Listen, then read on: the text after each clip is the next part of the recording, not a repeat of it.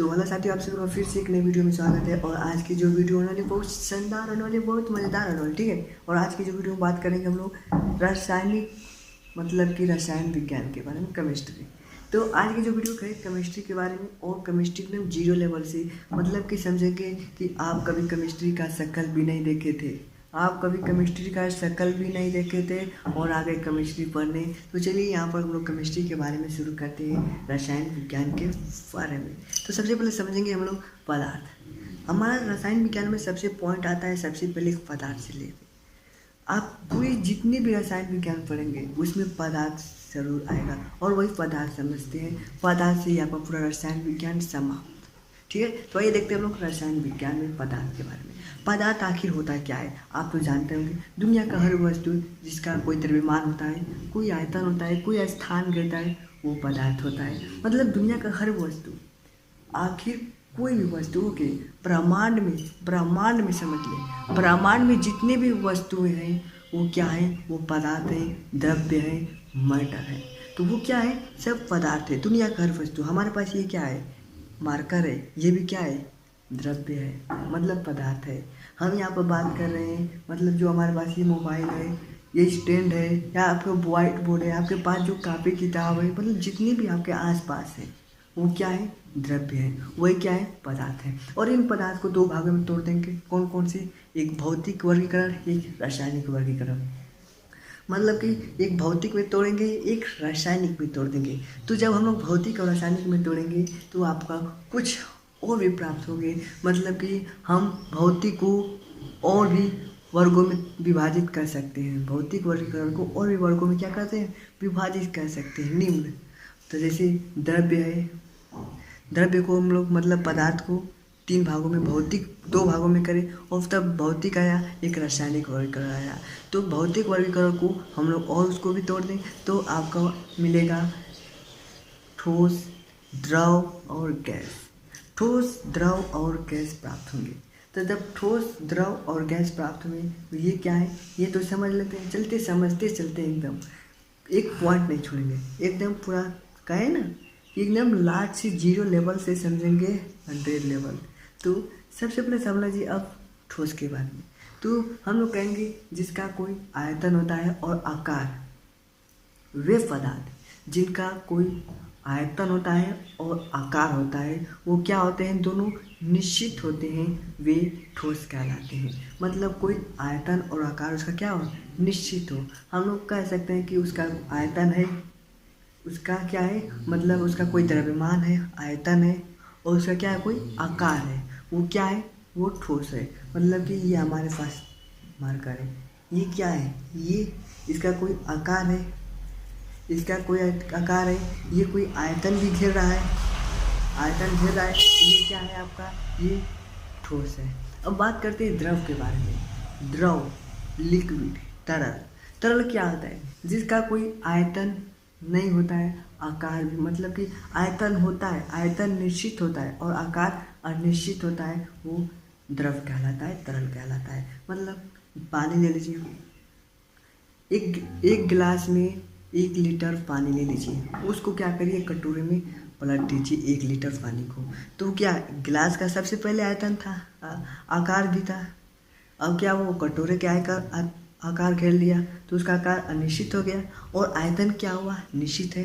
भाई जितना 1 लीटर गिलास में भी था, 1 लीटर कटोरे में भी है, तो इसका क्या है, आयतन निश्चित है। तो ये आपका द्रव हो गया। अब गैस की बात करें तो गैस का कोई आयतन न आकार अनिश्चित होते हैं, न तो इसका आयतन होता है न तो इसका आकार होता है, वो अनिश्चित होते हैं। मतलब कि आपका गैस, एक बोतल में हम गैस भरे हैं, तो ये बोतल का आपका क्या करेगा, एक बोतल का आकार घेर लिया, एक बोतल का हो गया आकार, और उसको क्या करें हम लोग, एक खुले घर में छोड़ देते हैं।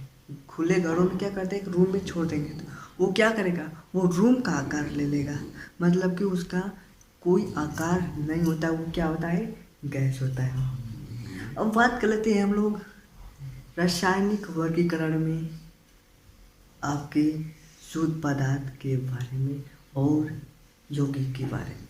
शुद्ध पदार्थ मतलब कोई पदार्थ वो सिंगल पदार्थ हो, मतलब उसमें कोई पदार्थ मिश्रण ना मतलब शुद्ध हो, एक ही तत्व हो।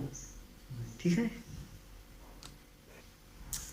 ठीक है। शुद्ध पदार्थ क्या आता है, मतलब जो एक ही अभिकर्मक से मिलकर बना हो, मतलब उसमें कोई और पदार्थ मिला ना हो, उसको क्या कहेंगे, शुद्ध पदार्थ कहेंगे। और रासायनिक वर्गीकरण के दूसरे पार्ट की बात करिए, मिश्रण।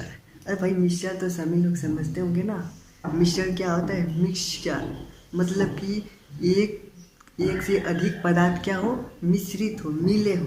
क्या एक से अधिक पदार्थ मिले हो क्या हो जाएंगे, आपका मिश्रण हो जाएंगे। मतलब कि एक अलग पदार्थ एक अलग पदार्थ दोनों को मिला दिए, मिश्रण बन गए। और शुद्ध पदार्थ में मतलब कि बस एक ही अभिकर्मक से मिलकर जो बना होता है, एक ही पदार्थ से, वही क्या होता है, आपका शुद्ध पदार्थ होता है। अब इतना तो आप लोग समझ गए। अब बात करते हैं हम लोग भौतिक परिवर्तन और रासायनिक परिवर्तन के बारे में। जो भौतिक परिवर्तन होता है और रासायनिक परिवर्तन होता है, ये क्या होते हैं, ये पॉइंट आप समझते चले। तो भौतिक परिवर्तन क्या होता है, मतलब भौतिक अवस्था। भौतिक परिवर्तन मतलब भौतिक अवस्था। भौतिक परिवर्तन क्या होता है, मतलब कि वह परिवर्तन, वह पदार्थ जो अपनी अवस्था से दूसरी अवस्था में क्या करता है, चला जाता है और फिर जाकर अपनी पुनः अवस्था में आ जाएगा, वही भौतिक परिवर्तन हो जाएगा। आसान भाषा में समझा रहे हैं, मतलब कोई पदार्थ है, वो अपनी अवस्था में है, वो दूसरे की अवस्था में चले जाएगा। मतलब कि बर्फ़ ले लीजिए, बर्फ़ क्या होगा, वो बर्फ़ से पानी में चला जाएगा, वापस चला जाएगा, और पानी से फिर बर्फ़ में वापस आ जाएगा, वो क्या हो जाएगा, भौतिक परिवर्तन हो जाएगा। अब यही पे बात करें हम लोग रासायनिक परिवर्तन का। तो रासायनिक परिवर्तन में क्या होता है, जब कोई पदार्थ वो दूसरी अवस्था में जाता है और वो पुनः अपनी अवस्था में नहीं आ पाता है, वही रासायनिक परिवर्तन रहेगा। समझ रहे हैं, मतलब कि कोई पदार्थ है वो दूसरी अवस्था में चला गया, मतलब कि अपनी अवस्था, मतलब जैसे कागज़ है, कागज़ एक अपनी अवस्था है, वो हम लोग जला दिए तो वो दूसरी अवस्था में चला गया और फिर वो कागज़ नहीं बन जाएगा, मतलब कि वो राख बन गया। तो कागज़ को समझिए, कागज़ को अब जब आप जला देंगे तो वो अपनी पहले पूर्व अवस्था में है, और वो क्या फिर कागज़ बन जाएगा जलकर, नहीं, तो वो क्या हो जाएगा, आपका रासायनिक परिवर्तन हो जाएगा। चाहे ये भी बात कर ले, दूध से दही बनना, दही से दूध नहीं बनेगा, दूध से दही बन जाएगा, ये क्या है, ये सब रासायनिक परिवर्तन है। तो इतना समझ होंगे रासायनिक परिवर्तन के बारे में। अब ये बात करते हैं हम लोग द्रव्यमान संरक्षण का नियम। चलिए द्रव्यमान संरक्षण के नियम के बारे में कुछ जान लेते हैं। तो द्रव्यमान संरक्षण का नियम क्या होता है, इसके बारे में समझिए। पहले समझिए द्रव्यमान संरक्षण का नियम किसने दिया, ठीक है। तो देखिए द्रव्यमान संरक्षण का जो नियम लेवाजियो ने 1774 ईस्वी में दिया था। उन्होंने क्या कहा इस नियम में, उन्होंने ये कहा कि जब कभी हम लोग रासायनिक अभिक्रिया करते हैं, जब कभी हम लोग रासायनिक अभिक्रिया करते हैं, तो जितने हम लोग अभिकारक लेते हैं, जितने अभिकारक लेते हैं उतना क्या होना चाहिए, उत्पाद भी होना चाहिए। मतलब जब रासायनिक अभिक्रिया करके हम कोई उत्पाद बनाते हैं ना, जब रासायनिक अभिक्रिया करके हम लोग कोई उत्पाद बना लेते हैं, तो उसमें जितने उत्पाद बनेंगे उतना रासायनिक अभिकर्मक भी होना चाहिए। मतलब जितना पदार्थ लेंगे उतना पदार्थ बनना भी चाहिए, उससे अधिक नहीं बनना चाहिए। जैसे हम लोग संतुलित कोई पदार्थ करते हैं ना, जब लोग रासायनिक अभिक्रिया करके संतुलित करते हैं, तो मतलब उसमें कुछ दो का मतलब जैसे कुछ जितना द्रव्यमान कम होगा उसमें गुणा कर देते हैं, तो वो क्या होता है, उसको हम लोग मतलब द्रव्यमान क्या करते हैं, दोनों तरफ बराबर करते हैं।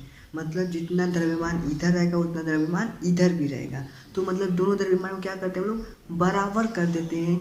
मतलब समतल, मतलब एक बराबर करते हैं, जितना उत्पाद होना चाहिए उतना विकर्मक होना चाहिए, मतलब दोनों बराबर होना चाहिए, वही द्रव्यमान संरक्षण का नियम कहलाता है। मैं ऐसा कहता हूँ आपको इतना समझ में आ गया होगा, तो एक लाइक ज़रूर कर लीजिए और चैनल को कर लीजिए सब्सक्राइब। फिर मिलेंगे अगले वीडियो में। जय हिंद, जय भारत।